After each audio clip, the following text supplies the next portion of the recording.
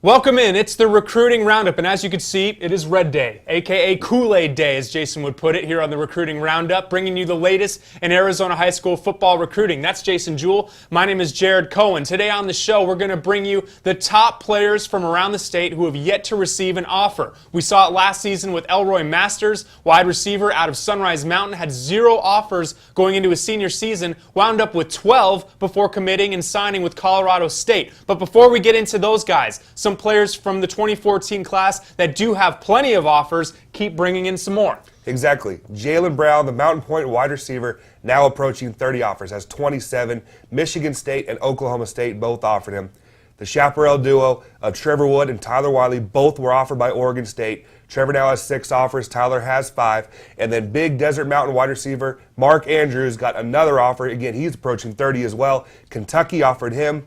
And then in other big news, Mark's quarterback Kyle Allen was selected to play in the U.S. Army All-America game, which is a huge honor for Kyle. Well, there you go. There's the latest from around the state with some of the offers. But now to players yet to receive offers, but should in the next year. The first one, Elijah Marks on the west side, Desert Edge wide receiver, and loads of talent. Very, very good player. He kid also plays basketball.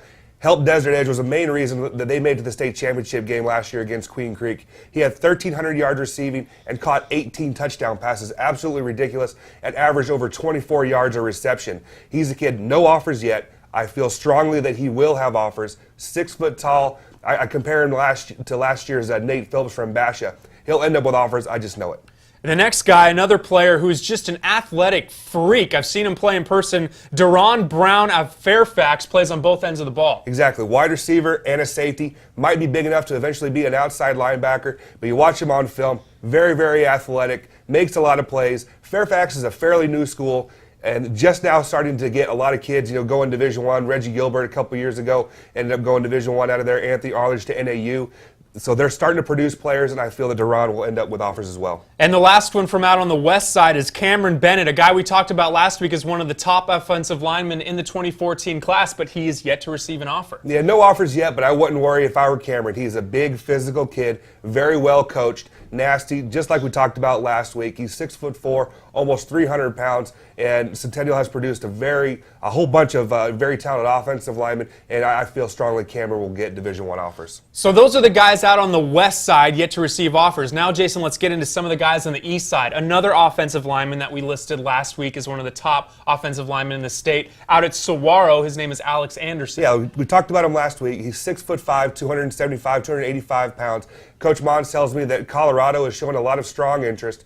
No offers yet, but again, he's long, athletic, and lean. He's a kid I'm confident will have Division I offers before it's all said and done. You watch film of this next kid, and you wonder how in the world no one has snatched him up already. His name is Lane Veitch out of Perry. Plays linebacker. Yeah, no one's even talked about him, but the kid is 6'6" and 210 pounds. He's playing outside linebacker. You look at him, he's in the slot and he's covering receivers. Absolutely ridiculous. I don't project him as an outside linebacker, though. I think he's a guy that bulks up and is a defensive end. No one's even talking about him right now. Again, a kid I'm very confident will end up with Division I offers. And the last one from out on the east side is a defensive back in Chandler. It's hard to, when you play with J.R. Hunt, it's hard to get noticed. But this is a guy that plays under the radar but is extremely talented by the name of Wesley Sudden. He's a big corner, 6 foot tall. And Chandler, they're known for their athletes. They have plenty of corners and defensive backs that have gone on and played Division I football and even going to the NFL like Mark Anthony right now at the Combine.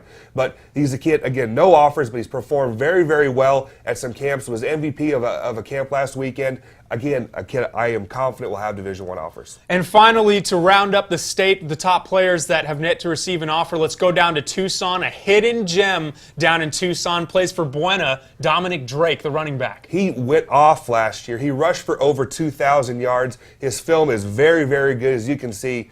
Now, look at that first hit, was absolutely dynamite.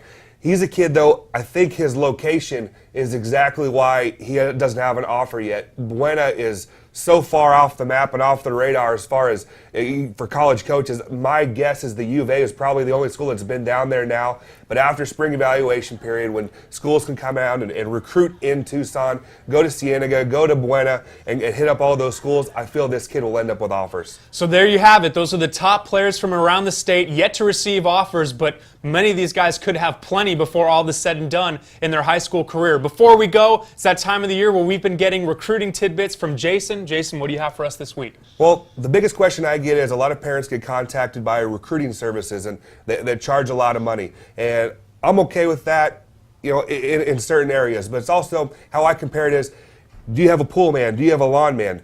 Do you pay someone to do that, or could you do it yourself? If parents want to go out and go on YouTube, get all their footage on Huddle, and then email it themselves, do some legwork, they can avoid that cost of paying a recruiting service and save themselves some money. There you have it, recruiting tidbit from Jason Jewell. We'll have more year-round in Arizona high school football recruiting. And until next time, that's Jason Jewell. My name is Jared Cohen. This has been the Recruiting Roundup on ProsToPreps.com.